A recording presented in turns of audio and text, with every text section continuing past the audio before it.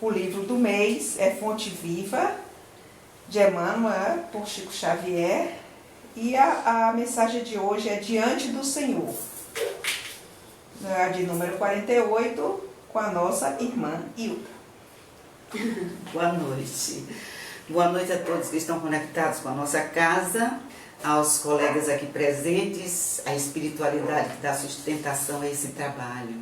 E que a paz do Cristo esteja em nós e desabrochando para nós. Que assim seja. Bom, como a minha amiga Sônia já falou, a nossa amiga Sônia, o objeto de estudo ou da nossa conversa ou da nossa reflexão de hoje é um versículo do como é que se diz? De João, né? Versículo 8, ele traz para a gente o seguinte, uma fala do Cristo, que diz assim: por que não entendeis a minha linguagem? E aí o Cristo mesmo responde: por não poder desouvir a minha palavra. Jesus, João 8,43. Por que não entendeis a minha linguagem? Por não poderdes ouvir a minha palavra.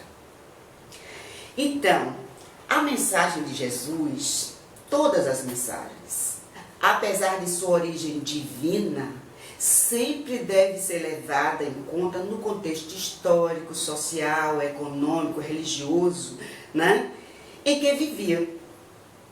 Então, assim, quando eu me deparei com esse versículo para essa nossa conversa de hoje, eu me perguntei, em qual contexto Jesus fez essa pergunta? Por que não entendeis a minha linguagem? E ele mesmo responde, taxativo, por não poderdes ouvir a minha palavra. Quando que ele perguntou isso? Em que momento histórico? Para quem que ele perguntou e ele respondeu? E aí eu fui fazendo o estudo, né, das considerações de Emmanuel a respeito desse versículo. E aí eu fui buscar, né, toda essa história e em que momento, né, da vida de Jesus, da missão de Jesus, ele fez essa colocação. Aí então eu precisei trazer para vocês aqui, para que nós possamos entender, contextualizando a fala do Cristo e também contextualizando ou caracterizando aqueles grupos da época dos judeus, né? Caracterizando os fariseus, porque ele disse isso para quem? Ele disse no templo. Ele estava no templo dialogando, porque Jesus não discutia, ele dialogava, porque ele era manso de coração, humilde e manso de coração. Então, a autoridade de Jesus estava na sua verdade, na sua humildade, na sua mansidão e no seu grande amor. Então, vamos entender o seguinte, Jesus estava no templo, discutindo não, conversando com os judeus. E para os judeus fariseus, porque nós tínhamos judeus, saduceus, fariseus, nazarenos, né? Quando houve aquela grande distribuição, então nós tínhamos várias crenças, né? De acordo com os vários povos, as várias tribos. Então, para os judeus, de um modo geral, não só para os fariseus, a tradição religiosa era muito importante. Era algo que eles defendiam ferrenhamente. Tinha um significado muito grande para eles. O significado dos textos que compõem as escrituras sagradas, né? Então, entre todas as seitas daquele período, a mais importante, a mais influente era a dos fariseus. Então, os doutores mais influentes, que nós chamamos de doutores da lei, né? Da lei, que lei é essa? Das escrituras sagradas, divinas. Então, os doutores mais influentes eram os fariseus. Inclusive, fundaram escolas, tinha um templo muito famoso na Babilônia, né? Então, a fé para os fariseus só devia ser depositada nas escrituras. Para a gente entender por que esse diálogo de Jesus com eles. Eles não admitiam de hipótese alguma que nada estivesse o que estivesse fora das Escrituras não era objeto de estudos para eles. Então, eles tinham um papel ativo, os fariseus, nas discussões religiosas e cumpriam rigorosamente as práticas exteriores do culto e das cerimônias. As práticas exteriores dos cultos e das cerimônias. Não que isso não fosse importante. Por exemplo, uma prática exterior não é importante quando ela não é, vamos dizer assim, realizada com o ardor, como diz Kardec. O ardor puro do seu coração, quando ela não é verdadeira. Porque ela pode ser uma prática exterior, não é? Mas ela pode ser verdadeira. Né? O ato de levantar, de ajoelhar, de fazer o sinal da cruz, se ela vem do coração, da emoção, da fé, ela tem uma importância. Né? Agora, se ela é superficial apenas para os olhos do mundo, ela não tem importância alguma. Os fariseus davam muita importância a essas tradições. Eles possuíam um fanatismo imenso, eram extremamente fanáticos e eram inimigos dos inovadores e extremamente fanáticos. Eles eram inimigos de toda e qualquer inovação. Aí a gente vai pensando sempre em Jesus, né, que estava dialogando lá com eles. Fingiam ter grande severidade de princípios. Eu disse fingiam. Eles fingiam. Sob a aparência de uma devoção meticulosa, escondiam costumes corruptos. Os doutores da lei. Orgulhosos acima de tudo, não sou eu que estou afirmando, é o Evangelho. Está lá no Evangelho, eu coloquei itemizado para melhor compreensão. Tinha um desejo excessivo de dominação. Então, as Escrituras Sagradas estavam a serviço de quê? Do orgulho, da vaidade, das coisas exteriores, da dominação do outro. A religião era mais um meio de vencer na vida do que uma manifestação sincera de fé. Não possuíam virtudes, apenas aparentavam. Olha só. Exerciam, entretanto, apesar disso tudo, de tudo isso que eu já acabei de dizer para vocês, eles exerciam um poder muito grande sobre o povo, aos olhos dos quais os fariseus passavam-se por santas criaturas, eis porque eram tão poderosas em Jerusalém.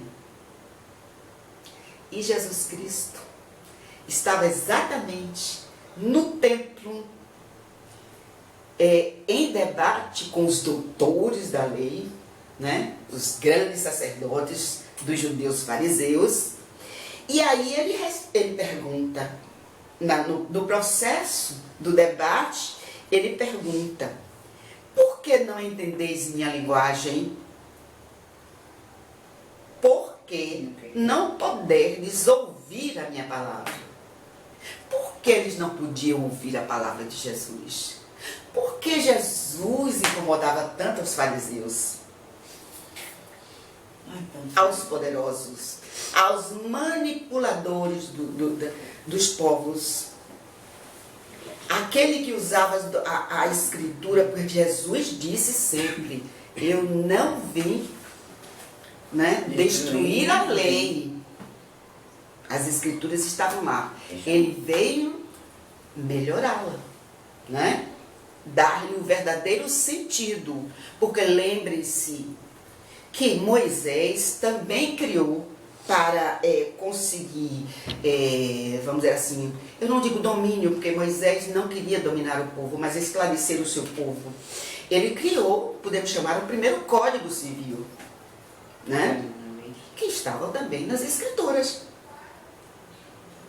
Então, assim, e Jesus veio aprimorá-las. Ele não veio destruir a lei. Mas diante dessas características todas que eu coloquei aqui a respeito dos judeus, então por que Jesus estava lá discutindo com eles? Ele dedicou toda a sua missão no combate à hipocrisia dos judeus. Porque eles não eram verdadeiros homens de fé.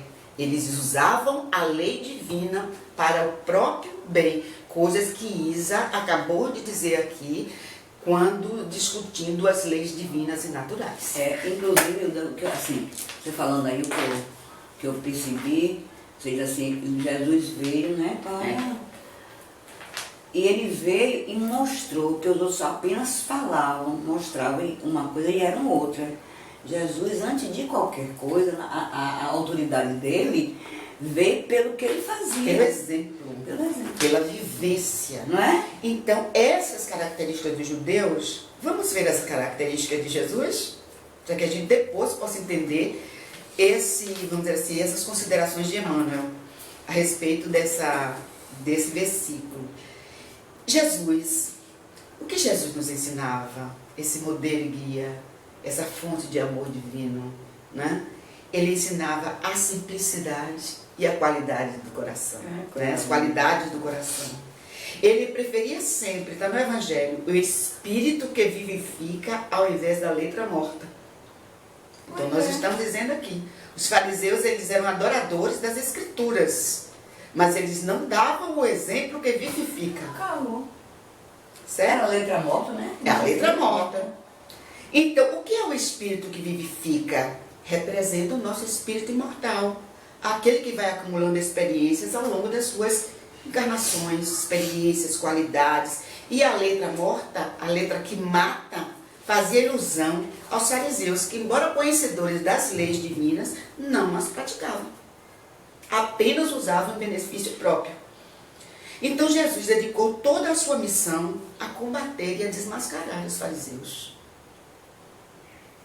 Todo esse período, né, que nós conhecemos vamos dizer assim, dos seus milagres, de toda essa peregrinação de 3 anos de Jesus, ele dedicou ao combate dessas hipocrisias.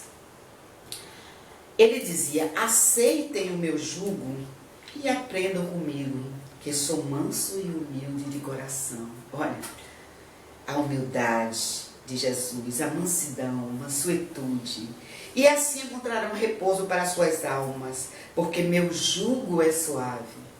Ave Maria, eu tenho sensação que eu queria ter vivido essa época, se é que eu não vivi, mas eu acho que eu joguei pedra nele.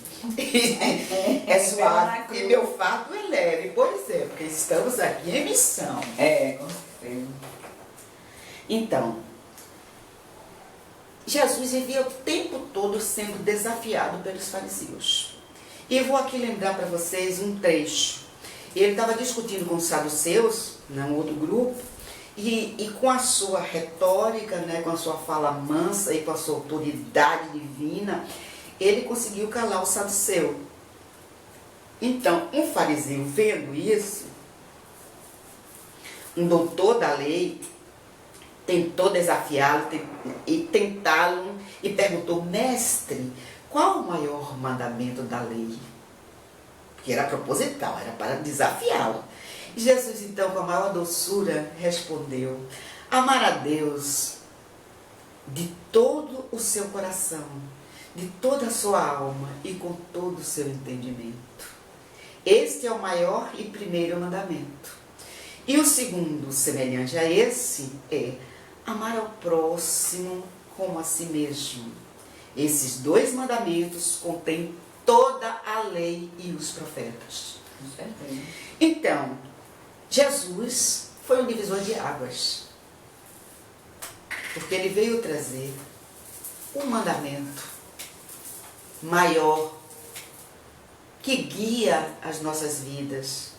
Nós ainda não atentamos para ele. O princípio maior, que é o amor. Está lá no Evangelho. O amor resume de forma completa toda a doutrina de Jesus. Porque é o sentimento mais elevado, mais sublime que existe. É o requinte dos sentimentos. Não é esse amor vulgar nosso, mas é o amor que vocês vão perceber nas considerações de Emmanuel quando eu estiver lendo aqui.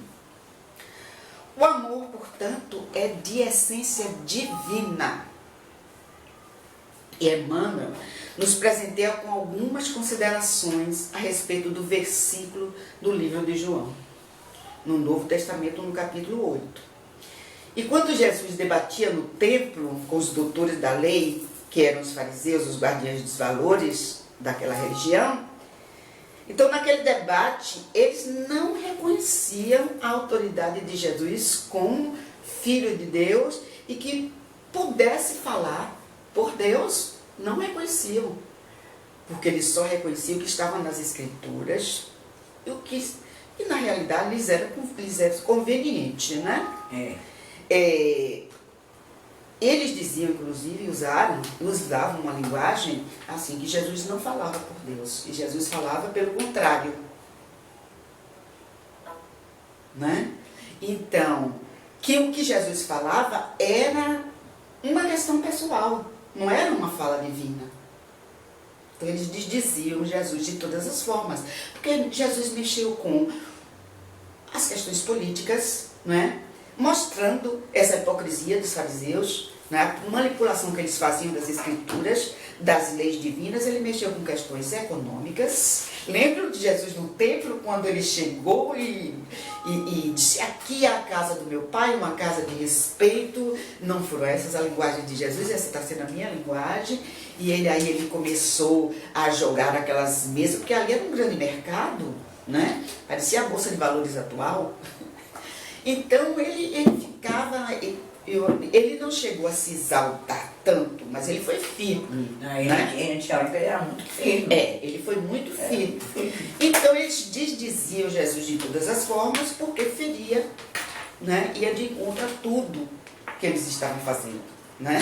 Então eles eram interesseiros economicamente, eles manipulavam o povo, então socialmente, culturalmente, eles mantinham aquele povo, né, sob a sua orientação, e eram, vamos dizer assim, manipuladores, corruptos e tudo mais. E eles analisavam Jesus segundo a referência deles. Claro, né? Então assim, ou eles não compreendiam realmente, ou eles não queriam compreender. Então fica a critério de cada um.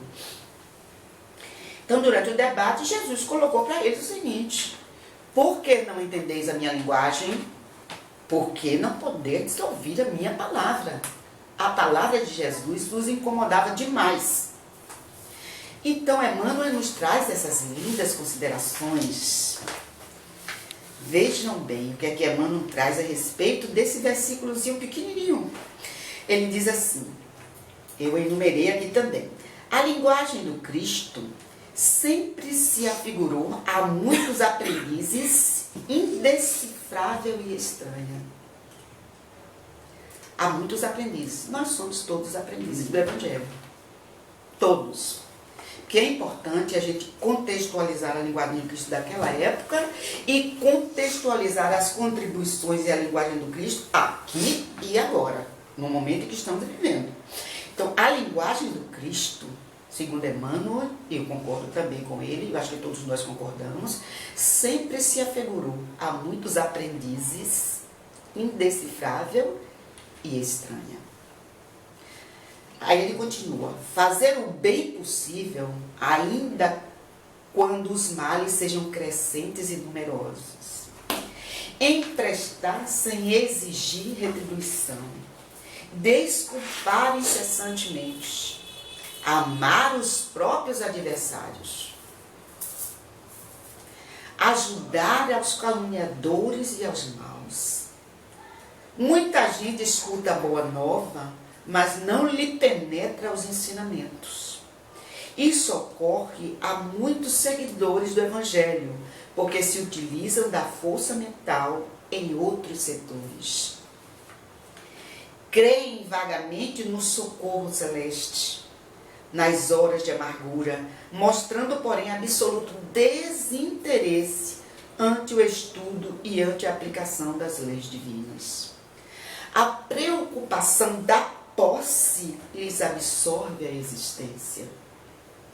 Reclamam, isto é Emmanuel que está dizendo, reclamam o ouro do solo, o pão do celeiro, o linho usável, o equilíbrio da carne, o prazer dos sentidos e a consideração social, com tamanha volúpia que não se recordam da posição de simples usufrutuários do mundo em que se encontram e nunca refletem na transitoriedade de todos os patrimônios materiais, cuja função única é a lhes proporcionar que nós possamos, quando nós chegarmos no mundo espiritual, possamos olhar para trás e dizer assim, eu não fiz muita coisa, mas fiz alguma coisa. Não só por mim, mas pelos meus semelhantes, pelos meus próximos, né? Porque amai ao próximo como a ti mesmo, né? E segue Emmanuel, que me deu uma dor de cabeça quando eu li. Eu fiquei tão preocupada com a minha trajetória. Ele não é brincadeira, não. Ele diz assim, a preocupação da posse lhes absorve a existência. Realmente. Realmente. Nós estamos materialistas demais ainda. Foi o que eu falei no início. Precisamos dar uma parada, porque a gente fica assim, eu preciso trabalhar para comprar isso, eu preciso trabalhar para comprar aquilo, eu preciso trabalhar para comprar aquilo. Tudo bem, mas a sua vida não é só para compras. Porque você não compra a sua elevação moral e espiritual. Você conquista. E a conquista é através do bem comum. Pensar coletivamente já é uma grande conquista. Quando você pensar em algo de bom para você, pense também para o seu irmão. Não se veja vivendo num mundo como se fosse uma bolha, que você estivesse isolado do mundo, porque você não está isolado do mundo. Então se veja como o outro, se veja como o seu semelhante. Por isso que Jesus dizia, amai ao teu próximo como a ti mesmo. Porque nós somos essa coletividade de irmãos. Então, ele reclama, aqui é que eu acho que está o cerne da questão. Quando ele diz, Emmanuel, reclamam o ouro do solo. Somos nós, viu?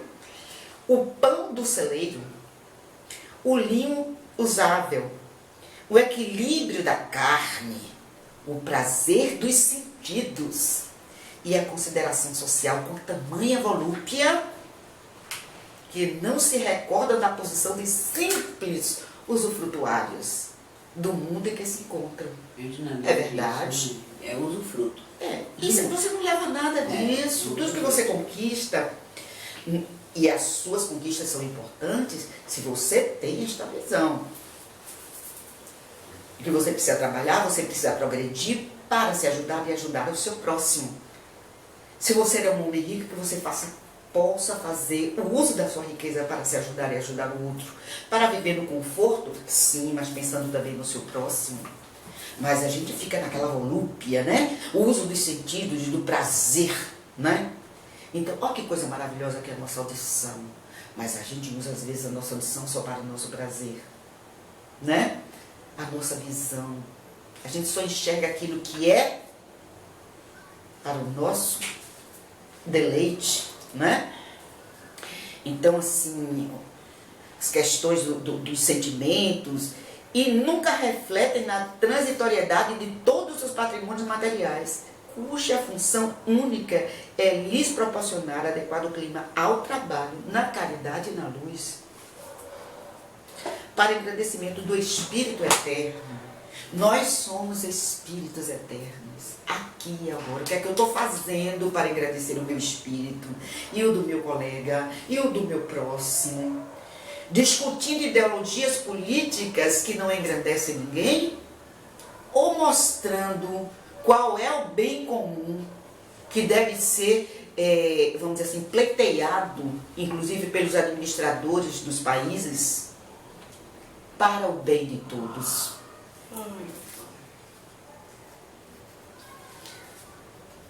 Registram os chamados do Cristo, todavia algemam furiosamente a atenção aos apelos da vida primária. Nós estamos presos a esses apelos da matéria, do ter, da carne, dos sentidos. Eu registro todos os chamamentos do Cristo. Vinde a mim, que sou leve, suave, que sou humilde do coração. Mas eu quero ir, eu quero caminhar com Cristo. Porque caminhar com Cristo significa amar ao teu próximo como a ti mesmo. Verdade. Perdoai os inimigos. Não julgues. Você é igual a todos. Não trave polêmicas separando os irmãos. Faça o possível para aproximá-los. Caminhar com Cristo não é fácil, mas é possível. É possível. Registram-se amamentos, percebem, mas não ouvem. Não querem ouvir. Informam-se, mas não entendem. Estão informados, né? Recebem todo tipo de informação, mas não transformam isso em conhecimento. Não transformam esse conhecimento em ação no cotidiano, para o bem de todos e para o seu próprio bem. Nesse campo de contradições, onde temos pretos e brancos, ricos e pobres, né? E mais outras diferenças, temos sempre respeitáveis personalidades humanas. Temos sim, e por vezes admiráveis amigos. Entretanto, conservam no coração enormes potenciais de bondade. Contudo, a mente deles vive empenhada no jogo das formas que são perecíveis, né? Do nosso mundo. Então, a gente tem que, vamos dizer, aqui ó, tem aqui alguma coisa que eles falam que a mente, desculpa, ele traz aqui, ó, porque se utilizam da força mental em outros setores. Ao invés de você estar envolvido nos princípios do amor, Para o engrandecimento do espírito, você está com essa força mental voltada para as coisas perecíveis, para o ser, para o orgulho, para a vaidade, né? Então, precisamos de séculos e de milênios, então, para dar o salto espiritual. E eu espero que não, meus irmãos, espero que não. Então, vamos refletir a respeito disso. São preciosas estações de serviço aproveitável. Nós todos, homens, somos preciosas estações de serviço aproveitável. Com um equipamento, todos nós, a nossa mente, a nossa inteligência, nós temos um equipamento, porém, ocupado em atividades mais ou menos inúteis. O nosso potencial é imenso. Então, vamos ocupar este equipamento com atividades úteis, né? A última consideração de Emmanuel: não nos esqueçamos, pois,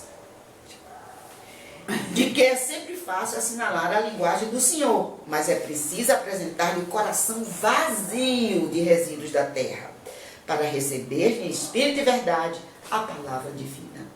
Muita paz. O que nós vemos no texto, né, nos revela a razão da nossa presença aqui no mundo, né? Ela é mais, a nossa presença aqui no mundo é mais do que um simples usufruto. O mundo material nos oferece muitas coisas, muitos bens, muitos prazeres, muitos apelos. E nós, o que é que nós fazemos? Nós queremos, né, esses prazeres, esses bens. Isso é uma coisa ruim? Não, não é uma coisa ruim. Existe a lei do progresso, existe a lei do trabalho, que está dizendo isso para a gente. Nós precisamos trabalhar, nós precisamos progredir, o trabalho nas mais diversas formas, né? E também, inclusive o trabalho que nos dá desses prazeres mundanos. O problema não é esse. O problema é quando nós passamos a viver só em função desses prazeres. Então, todo o tempo que nós estamos aqui, nós estamos trabalhando, e muitas vezes nós ficamos trabalhando para comprar, para adquirir coisas. Então, quando nós transformamos a nossa vida nesse trabalho do só aqui e agora, do momento presente, né? Aí nós temos um problema. É a questão do ter e do ser, né? Exato. Aí nós temos um problema muito sério. Porque nós estamos vivendo como se esta vida de agora fosse a única e a mais importante. Vou dar um exemplo aqui. Muito prático, muito fácil, muito corriqueiro. Quando nós começamos a perceber, por exemplo, as coisas importantes da nossa vida e a nossa existência, é praticamente na nossa adolescência, né? Que nós vivemos tudo com muita intensidade, como se aquilo fosse, naquele momento, a coisa mais importante que acontece na sua vida. Por exemplo, um adolescente, quando ele começa a, vamos dizer assim, a ter um sentimento, né, por uma outra pessoa, né? Apaixonar-se. Aquela paixão parece que é a paixão da vida, que é a única, né? Assim também quando acontece uma coisa, né, que não, vamos dizer assim, não é muito boa, é bem capaz de chegar em casa como o meu filho uma vez, minha mãe, aconteceu uma tragédia, eu tomei um susto, quase morro. É uma coisinha pequena, mas para ele era uma tragédia, né? Então, a adolescência, ela vive as experiências como se fossem únicas, as mais importantes, que não fosse nunca acontecer outra igual, certo? Então, assim, aí vai passando e a gente vai amadurecendo e a gente vai acumulando experiências, umas complexas, outras não tão complexas, e a vida da gente vai se tornando um somatório dessas experiências. Agora, se de repente esse somatório de experiências, eles se, vamos dizer assim, se transformam em algo maior, né, que nos possibilite uma visão do que nós somos, né, que a gente possa parar um pouco e pensar assim, afinal de contas, o que nós somos? Por que estamos aqui? De onde eu vim? Para onde eu vou? Ou será que essa é a única vida? Né? Então, quando a gente começa a parar, quando a gente dar uma parada para fazer essa reflexão, né? Ou então quando você já tem, como nós aqui, que somos estudiosos do Evangelho, nós somos estudiosos, como é que ele diz? A linguagem do cristão se afigura para os aprendizes do Evangelho, que nós sabemos, por exemplo, que nós estamos aqui, mas nós já fomos e seremos. Se nós temos essa visão de que nós já fomos e seremos, nós estamos aqui agora numa jornada, mas já tivemos outras jornadas e teremos outras jornadas. Então nós temos também aqui um divisor de águas, que muda tudo na concepção da gente. Eu posso trazer isso como a doutrina espírita. Quando você tem conhecimento da doutrina ou de uma filosofia espiritual que lhe permite reconhecer que você já foi, que o que você é hoje é um somatório do que você já foi, do que você está, as experiências somadas às experiências do aqui e agora, que você vai levar para o amanhã, para a vida futura, para outras encarnações. Então, quando você pensa dessa forma, você tem uma outra maneira de observar o presente, né? Completamente. É uma outra visão, é um outro ponto de vista, né? Eu costumo dizer que é uma outra vista do mesmo ponto, né? É um outro ponto de vista, completamente diferente. Então, quando a gente tem essa clareza, né? Que nós somos espíritos imortais, que nós estamos aqui em débitos, estamos aqui para cumprir objetivos, para cumprir metas, para que a gente possa se redimir diante das leis divinas, muda tudo. Muda completamente. Então aí a gente passa a entender o que é que o Emmanuel traz para a gente aqui quando ele diz que esta linguagem do Cristo, que sempre se afigurou, né, para muitos aprendizes indecifrável e estranha. Por que indecifrável e estranha? Porque nós temos que fazer o bem, o maior bem possível. Ainda que os males sejam crescentes e numerosos,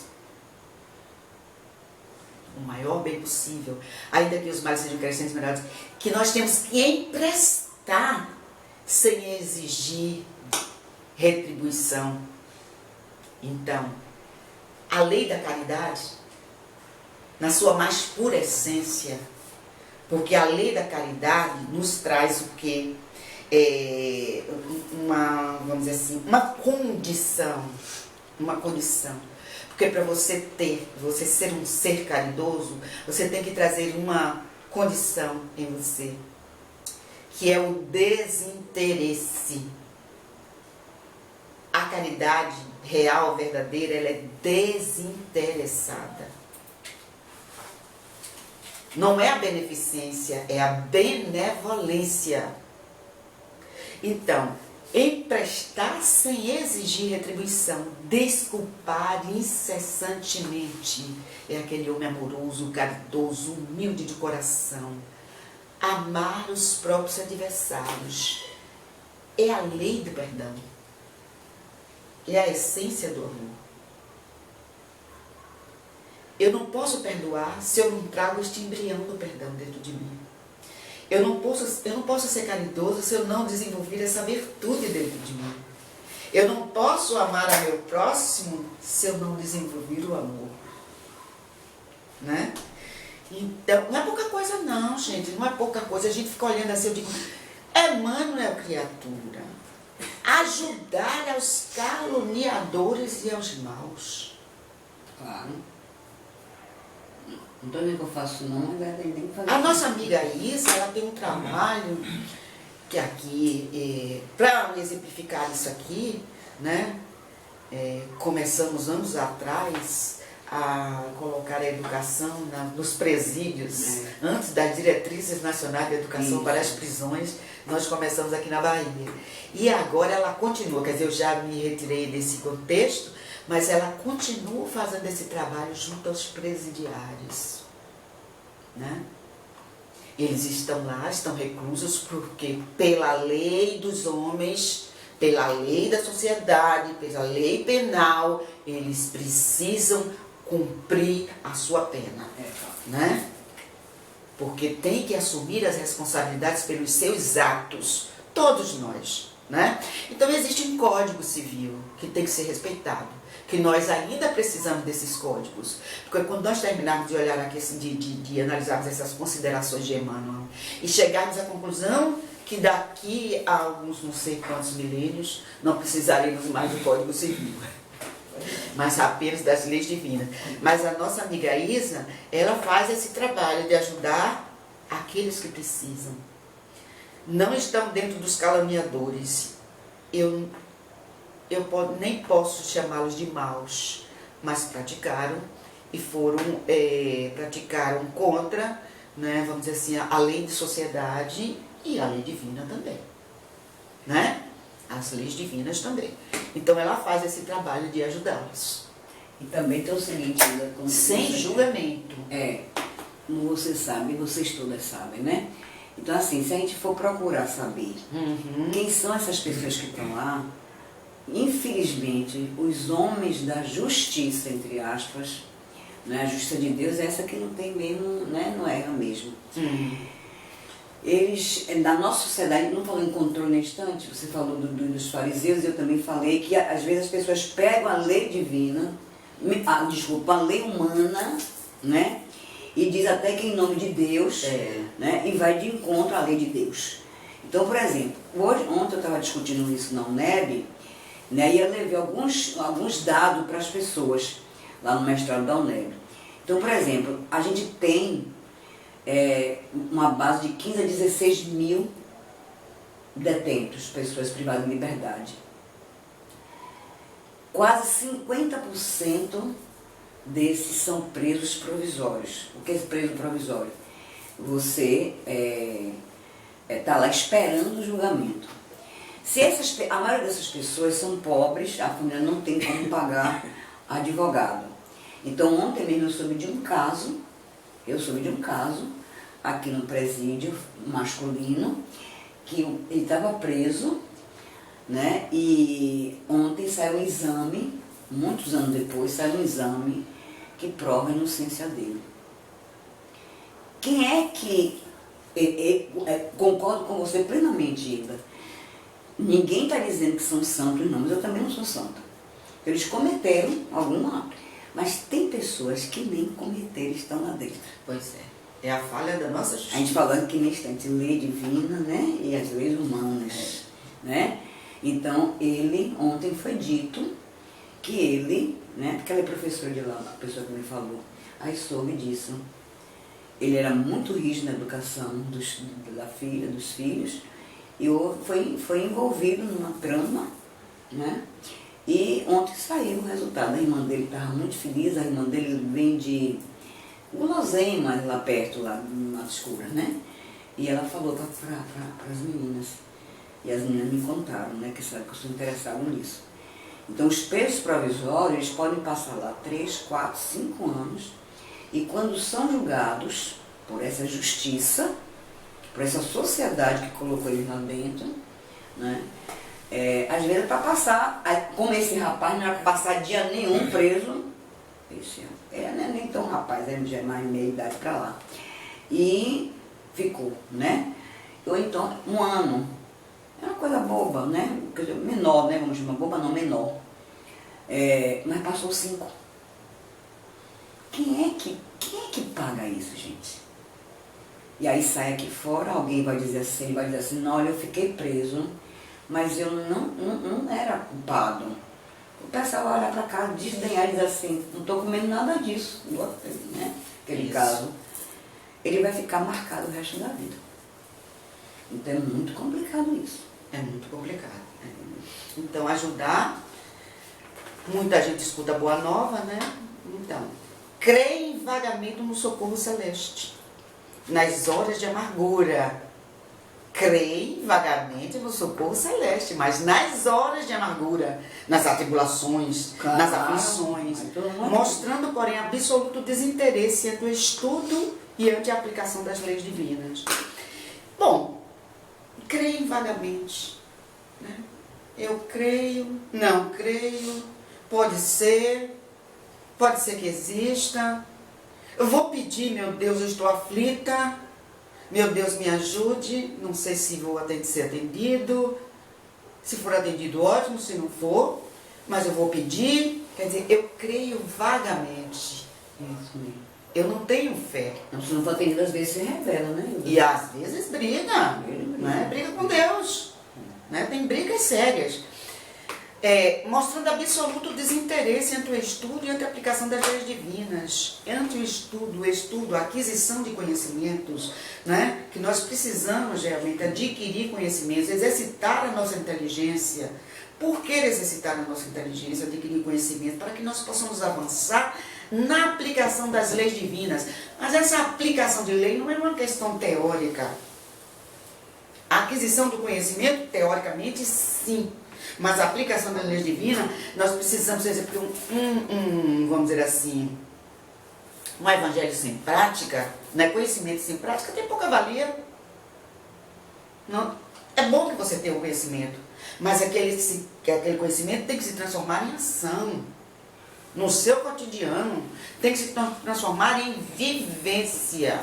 Até para dar um exemplo. Para dar o exemplo, o que foi que Isa trouxe aqui? Jesus, ele não deixou nada escrito. Nós temos, quando foi que Jesus esteve aqui encarnado entre nós? Ele nasceu, nós estamos em 2019, então nós temos 2019 anos, mas é menos 33, né? Que ele viveu os 33 anos, então cada um faz a sua conta. Então, nesse período, ele vivenciou, ele exemplificou as leis divinas. Então, é o que Emmanuel está dizendo aqui. Nós cremos vagamente, mas não estudamos, não desenvolvemos a nossa inteligência, o nosso potencial para vivenciarmos, para trilharmos o caminho do Cristo, o nosso modelo de perfeição. Seguir o Cristo no estágio em que nós estamos vivendo é desafiador, é difícil, é doloroso, mas precisamos segui-lo. A porta estreita, né? A porta estreita. Vejam bem, eu sempre dou exemplo assim dos grandes homens, né? Que fizeram o que fizeram porque já estavam preparados para fazer isso. Mas também foram modelos, mas como homens na carta tiveram seus problemas, como Gandhi, como Luther King, como Mandela, Irmã Dulce, Teresa de Calcutá, tiveram seus problemas como homens. Por exemplo, o Gandhi, não sei se muitos sabem, né? Eu fiz essa leitura, né? E um colega nosso também, uma vez assistindo